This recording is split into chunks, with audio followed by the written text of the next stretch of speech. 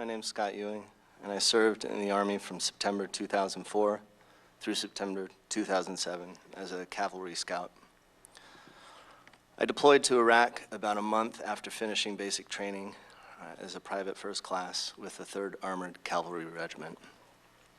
We spent most of our time in Tel Afar. It's a city of about 200,000 people just west of Mosul in the north.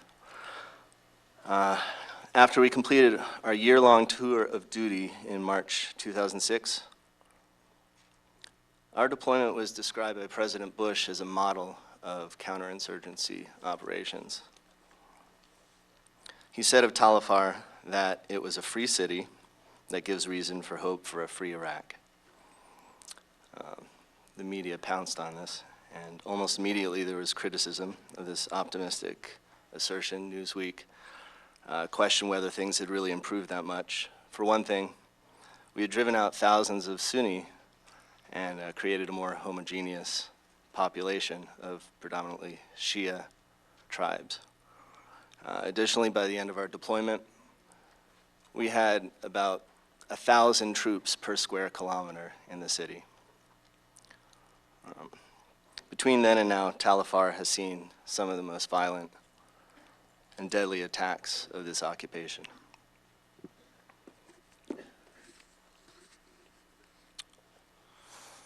When we first arrived at Camp Sykes, there were frequent attacks on U.S. forces.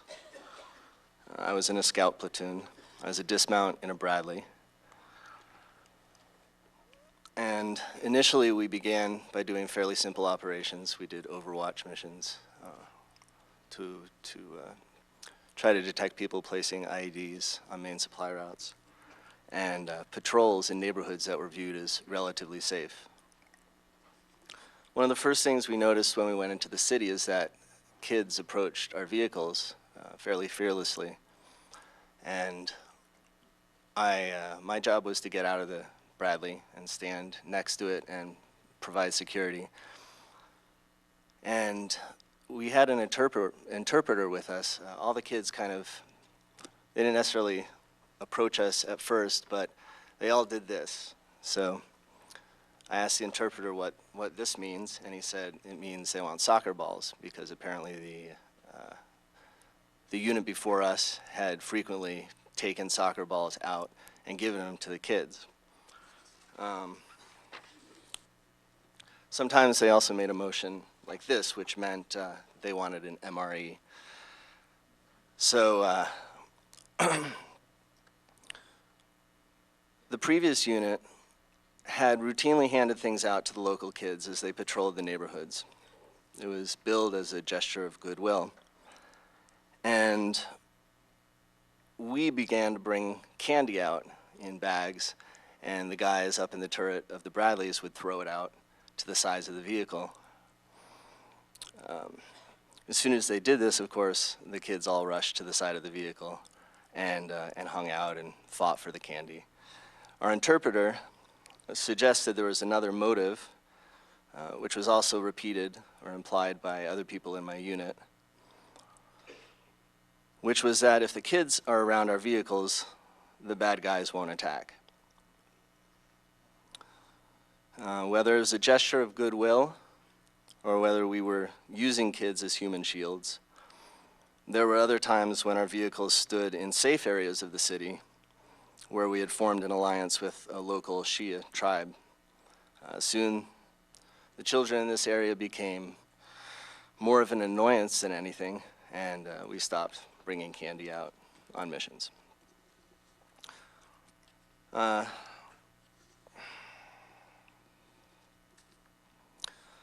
Not long after we got to Tel Afar, we were told that 2 rival tribes had fought over control of the hospital in the city. The tribe that currently controlled the hospital, we were told, wanted us to come and provide security for it. So we started doing rotations at the hospital. There were already Iraqi army troops stationed there on the roof, inside the hospital, and at the gates. At first, we took over a room on the ground floor with hospital beds in it, with our weapons, and that's where we stayed. Of course, as soon as we arrived, the hospital was attacked, and all the Iraqi army troops on the roof fired wildly out into the neighborhoods. So within a few hours of us arriving, soon the hospital saw patients. There were virtually none when we got there, and after we were attacked and the Iraqi army shot into the neighborhoods, a man came in, shot through the chest, a boy came in, shot through the leg, and so this cycle began to be repeated. Every time we would go out, people would mortar the hospital, shoot RPGs, and small arms fire, and normally the Iraqi army would fire back. Eventually, somebody suggested that actually staying in the hospital as a fighting force might be a violation of the Geneva Conventions. It was a sergeant who suggested that in the presence of an officer, and a few days later we moved to another building about 50 feet away from the hospital. It was a government building about a stone's throw away, and we started staying there. So the hospital was still mortared, because mortars are not very precise, and so even if they're shooting them at the building 50 feet away, we were still drawing fire into the hospital.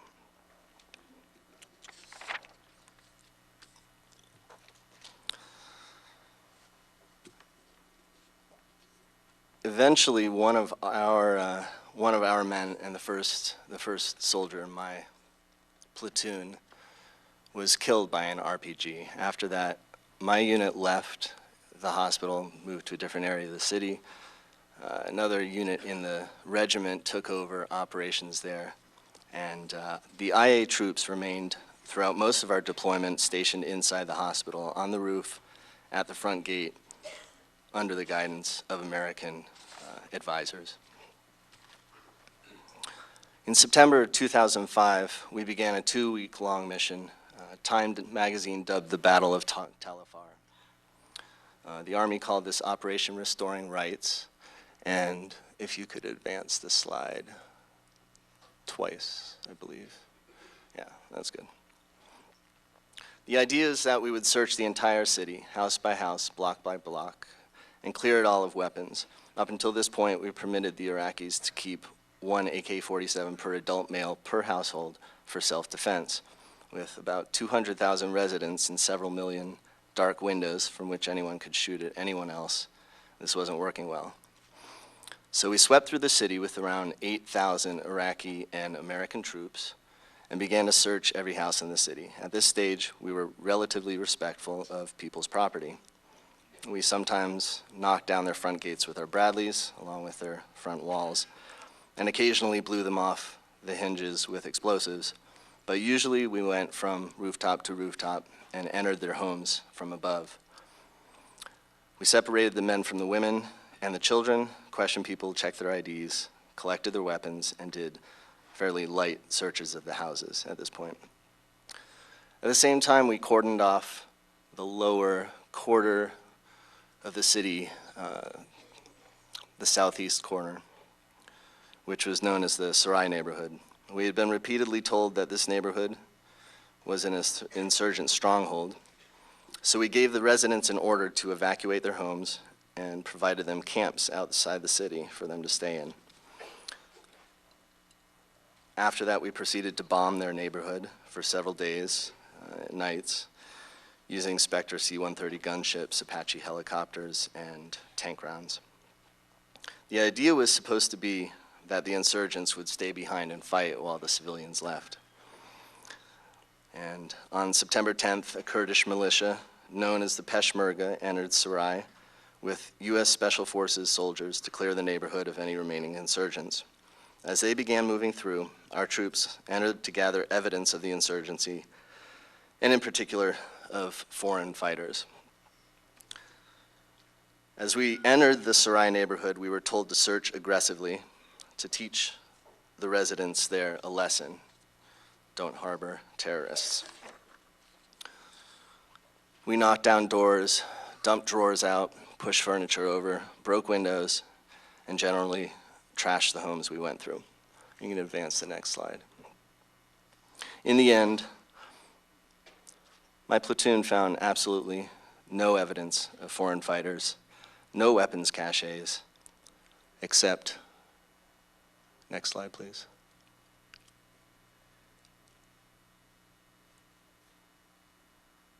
Next slide. Keep going. Again. And one more. So these are just houses that we searched. It shows the search process. And keep going. And keep going. And advance the slide. And one more. Okay, one more after that. All right, that's where I wanted to end up. This is a representative photograph of evidence of the insurgency.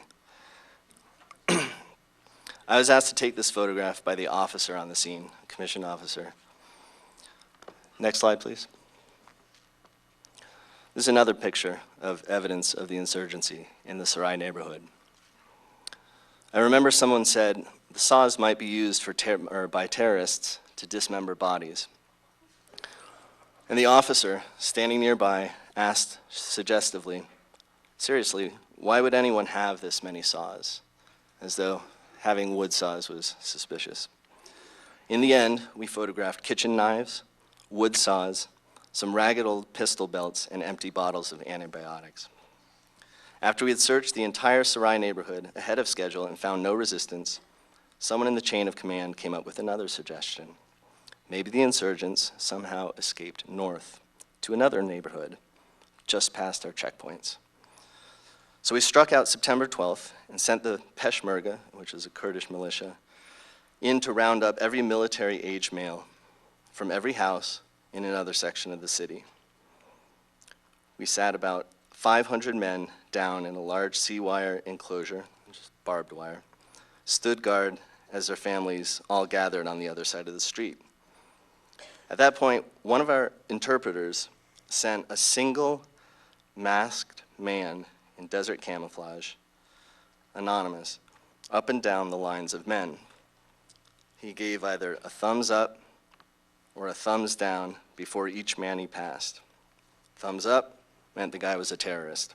Thumbs down it meant he wasn't. In this way, we detained about 50 men from the group, zip-tied them, and in some cases wrote their alleged crime, cuts heads, for instance, on their arm with a permanent marker. Again, another commissioned officer, seeing that one of these detainees had cuts heads written on his arm, is quoted in the Washington Post as saying, "You're going to get special treatment now, buddy." The rest of the men were released back to their families, and I have no idea what happened to the 50 or so who were loaded up into trucks and taken away. It's hard for me to believe that the Iraqis who witnessed this could possibly take seriously our version of justice and democracy. Anyway, one of the other statements made in the press around this time was one by our squadron commander, Lieutenant Colonel Hickey. He was quoted in the Washington Post as saying, "If we go in there and tear these homes apart, we lose these people," which makes sense to me. It's consistent with counterinsurgency doctrine, which places an emphasis on winning the support of the local population.